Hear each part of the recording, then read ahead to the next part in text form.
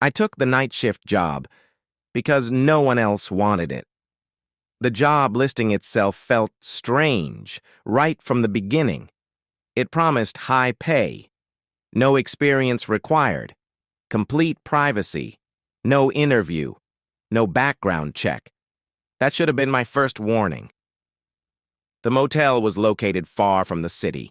It sat alone beside a long stretch of highway, a road that almost no one used after sunset. There were no nearby buildings, no streetlights, just trees, fog, and silence. When I arrived, something felt wrong immediately. The parking lot was empty, even though the sign outside showed several rooms marked as occupied. The building looked old, but not abandoned. It felt like the place was being kept alive, on purpose. The manager greeted me at the front desk. He was polite, quiet, tired, not the kind of tired you get from missing sleep, but the kind that comes from never feeling safe.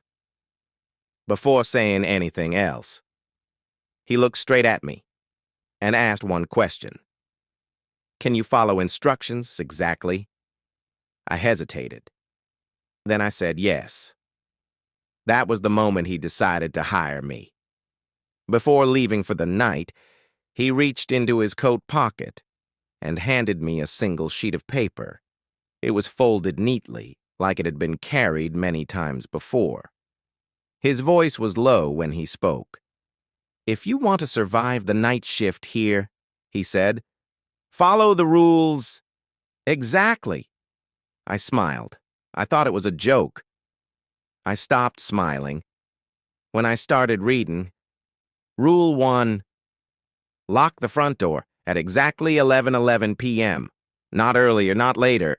If someone knocks after that time, do not answer, no matter what they say, no matter how human they sound. Rule 2, if the hallway lights flicker, stay behind the desk. Do not step into the hallway. Do not look down the hall.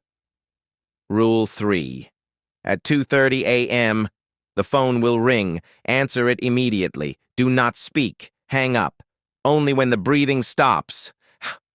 Rule 4, if a guest asks for room 6, tell them it doesn't exist.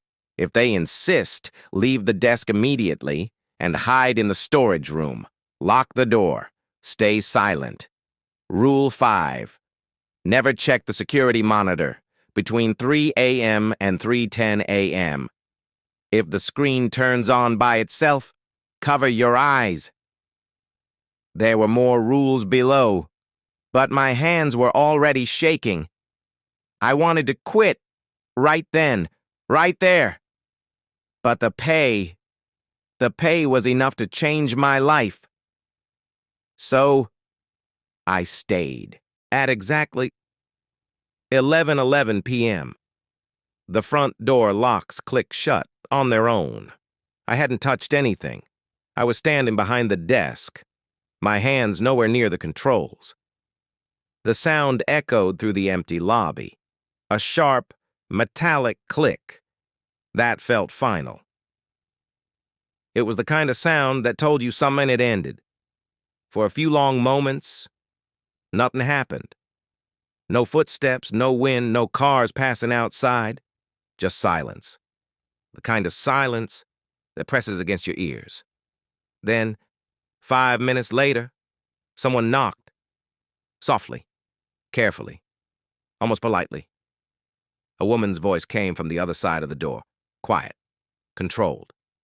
"Please," she said, "I just need a room." Her voice sounded tired, cold, human. I felt my body react before my mind did. My legs tensed, my hands shifted. For a second, I almost stood up. Then I remembered.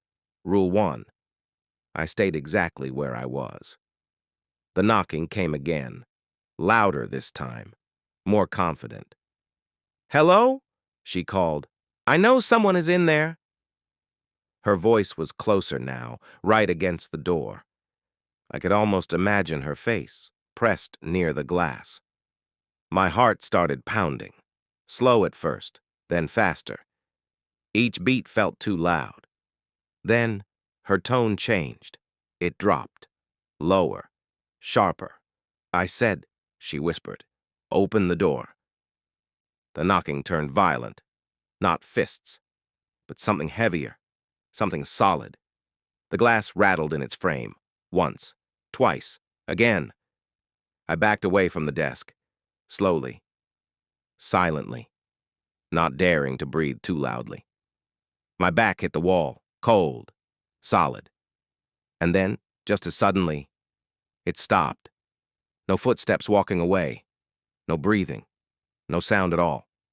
Just silence. Heavy, unnatural silence. I stood there, counting my breaths. 1, 2, 3. Waiting for something. Anything. To happen. Nothing did. Several minutes passed before my body finally relaxed. Whatever had been outside was gone. But the feeling it left behind didn't leave with it. The air in the lobby felt colder now. Thicker. Like the building itself had noticed me. Like it was aware that I was still alive. And the night was only just beginning. Around midnight, the hallway lights flickered. Once. Twice. The sound was faint, almost electrical, like something struggling to stay awake. My first instinct was to look.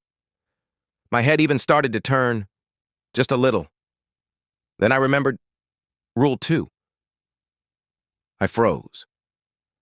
I stayed behind the desk, my eyes fixed downward, refusing to look into the hallway. The lights flickered again, longer this time. Out of the corner of my eye, I saw movement. Not a reflection, not a trick of the light. Something tall, standing at the far end of the hall. Its shape felt wrong. Too thin, too stretched. Like it didn't belong in this space. I held my breath, counting silently. 1, 2, 3. The lights stopped flickering. The air felt heavier, thicker. I never looked up. At exactly 2:30 a.m., the phone rang. The sound cut through the silence, sharp, sudden, too loud. I answered immediately. I didn't speak. Breathing filled my ear. Slow, wet, uneven. It didn't sound rushed. It sounded patient. Like it knew. I was listening. My chest tightened. My heartbeat grew louder. I was afraid. It could hear me breathing. Seconds passed. Then more. The breathing continued. Steady. Unnatural. Finally, it stopped. I waited one more second. Then hung up. My hands were shaking. They felt numb. The phone never rang again. At 2:47 a.m., the lobby door opened. There was no sound, no creak, no footsteps. A man was suddenly standing inside. I hadn't seen him enter. He looked normal, almost too normal, except his eyes didn't blink. He smiled, slowly, carefully. "I'd like the key," he said, "to room 6. My stomach dropped. I kept my voice calm. I kept it steady. "Sir," I said, "that room doesn't exist." His smile widened. Too wide. He tilted his head, studying me. "Are you sure?" he asked again. Slower this time. I didn't answer. I ran. I left the desk behind, moved as quietly as I could, and locked myself inside the storage room. The door clicked shut. I stood in the darkness, listening. Footsteps began outside. Slow, measured, patient. They stopped, right in front of the door. I held my breath. Minutes passed. Then, nothing. No footsteps walking away, no sound at all. When I finally stepped back into the lobby, the man was gone. but the feeling he left behind was still there, waiting. At exactly 3 a.m., the security monitor turned on by itself. I hadn't touched the controls. I hadn't moved from behind the desk. The screen flickered once, then settled. I remembered Rule 5. Never check the monitor between 3 a.m. and 3:10 a.m. My hands trembled. Slowly, I raised them and covered my eyes. I kept my head down, refusing to look. At first, there was only static. Then, I heard it. Movement. Not footsteps. Dragging. Scraping. Something was crawling across the floor, toward the camera. The sound grew louder, closer. Whatever it was, it sounded heavy, hungry. I pressed my palms tighter against my eyes. I didn't breathe. Seconds stretched. Then minutes. The dragging sound stopped. At exactly 3:10 a.m., everything went quiet. No static, no movement, no sound at all. I waited. Then, slowly, I lowered my hands. The screen was black, as if nothing had ever been there. The rest of the night passed, without another incident. No more knocking, no phone calls, no footsteps. But I never relaxed. I kept watching the clock, waiting for morning. When 6 a.m. finally arrived, the manager returned. He stepped behind the desk like nothing unusual had happened. I handed him the sheet of rules. Bah!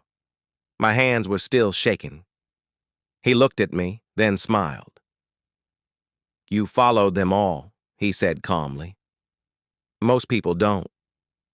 I asked him, "What happens to the ones who don't?" He didn't answer right away.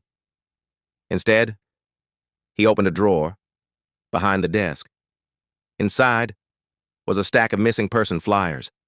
Every face looked tired. Every name had a date that ended at this motel. He closed the drawer and looked back at me. Then he asked, "Same shift tomorrow night?" I didn't answer. I just walked out. I never went back. But sometimes, late at night, when everything is quiet, and my phone rings at 2:30 in the morning,